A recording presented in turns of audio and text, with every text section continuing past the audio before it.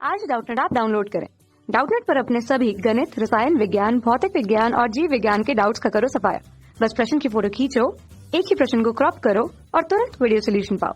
अभी डाउनलोड करें। नमस्कार दोस्तों, दिया गया प्रश्न है निलंबित कुंडली व किलकित कुंडली धारामापी की कार्य प्रणाली में मुख्य अंतर स्पष्ट कीजिए। तो निलंबित कुंडली व किलकित कुंडली धारामापी हम लोग जानते हैं कि दोनों ही चल कुंडली धारामापी का क्या होती है दोस्तों, प्रकार होती है।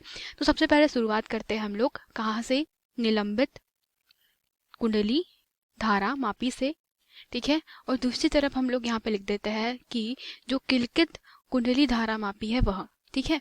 तो अगर आप देखें तो हम इसके चित्रों के माध्यम से इनमें अंतर को स्पष्ट करने का प्रयास करते हैं, ठीक है। तो प्रश्न के अनुसार निलंबित कुंडली जो हमारे पास में धारामापी, उसका चित्र यहाँ प्रदर्शित है।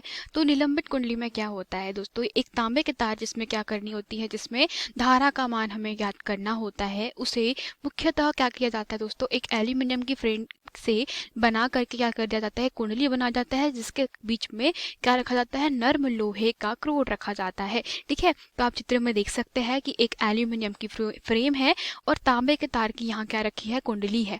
और इसके बाद यहाँ पे दोस्तों जो क्रोड है वह नर्म लोहे का है। तो इस प्रकार से इसे कैसे एक त्रिज्यीय चुंबकीय क्षेत्र में रखा जाता है। साथ ही साथ क्या कर दिया जाता है, ये जो तार है इसे बीच में से दोस्तों क्या किया जाता है, एक शीशे, आप ये जो एम देख रहे हैं यह क्या होता है, यह दोस्तों होता है समतल दर्पण, ठीक है। तो ये समतल दर्पण क्या करेगा कि आप देखें कि जैसे ही त्रिज्यीय चुंबकीय क्षेत्र में यहाँ पे धारावाही चालक को रखा जाएगा, ठीक है। और यह क्या किया है आपने, इसकी कुंडली बना के रखी हुई है। तो कुंडली बना के रखी हुई है तो यहाँ पे चुंबकीय क्षेत्र के भीतर क्या होगा, इस धारावाही चालक की कुंडली पे बल आरोपित होगा। और वो बल आरोपित इस प्रकार से होगा कि दोस्तों दोनों ही विपरीत दिशाओं में परंतु बराबर प्रकार का बल आरोपित होगा। तो यहाँ बल युग्म आघूर्ण लग जाएगा। तो बल युग्म आघूर्ण के कारण क्या होगा कि यह कुंडली अपनी ही स्थिति में कैसी हो जाती है, विक्षेपित हो जाती है।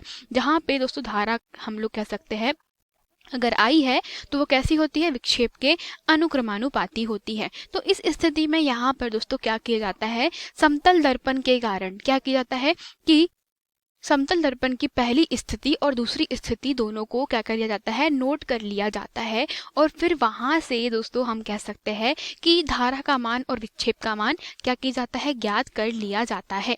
और विक्षेप ज्ञात करने की जो यह विधि होती है उसे कहते हैं दोस्तों कि यहाँ पे विक्षेप जो रहेगा वो किस प्रकार से ज्ञात किया जाता है, लंब पैमाना विधि के द्वारा ज्ञात किया जाता है, ठीक है। तो लंब पैमाना विधि से हम लोग कह सकते हैं यहाँ पे विक्षेप ज्ञात करते हैं जिस जो धारा के मान के कैसा होता है, अनुक्रमानुपाती होता है। अब बात करते हैं हम लोग काय की किलकित कुंडली धारामापी की। तो किलकित कुंडली धारामापी का जो दोस्तों वैल्यू हमें प्राप्त होता है वो निलंबित कुंडली से थोड़ा कम प्राप्त होता है। मतलब हम कह सकते हैं कि निलंबित कुंडली ज्यादा यथार्थता पूर्वक मापती है, परंतु किलकित कुंडली उतना नहीं माप पाती। परंतु किलकित कुंडली आप देखिए कि निलंबित कुंडली से कैसी है दोस्तों, ज्यादा सुविधाजनक है, क्योंकि हमें यहाँ पे समतल दर्पण का उपयोग करके विक्षेप का मान ज्ञात करना होता है।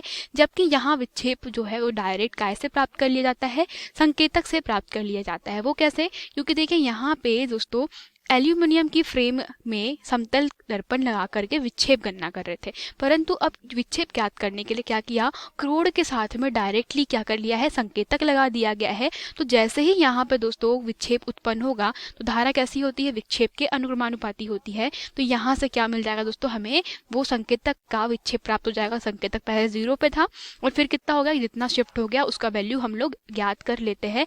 और इसी प्रकार से क्या किया जाता है दोस्तों, जो वैल्यू है वो फाइंड कर लिया जाता है, ठीक है। तो हमारे पास सबसे बड़ा डिफरेंस ये था कि यहाँ पे निलंबित कुंडली के लिए विक्षेप में समतल दर्पण का उपयोग किया जाता है विक्षेप हेतु, और यहाँ पे दोस्तों संकेतक का उपयोग किया जाता है। दूसरा इसका हम लोग कह सकते हैं सबसे बड़ा अंतर यह होता है कि आप इस व्यवस्था को देखिए, क्या किया दोस्तों, यहाँ पे T1 और T2 पे आपको दो तारों को पहले क्या करना होता है, व्यवस्थित करना होता है। और फिर समतल दर्पण को भी लंब पैमाना विधि से मापने के लिए इसे भी हमें एक पर्टिकुलर डायरेक्शन में, दिशा में व्यवस्थित करना होता है। तो मापन के लिए इतनी व्यवस्था करने के बाद हमें निलंबित कुंडली में हमें विक्षेप का मान प्राप्त होता है।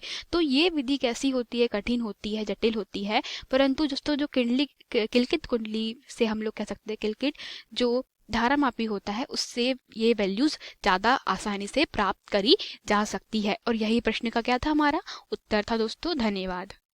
कक्षा 6वीं से 12वीं से लेकर नीट, IIT, JEE वो एडवांस के लेवल तक 1 करोड़ से ज्यादा छात्रों का भरोसा। आज ही डाउनलोड करें डाउटनेट ऐप या व्हाट्सएप करें अपने सारे डाउट्स 8400 400 400 पर।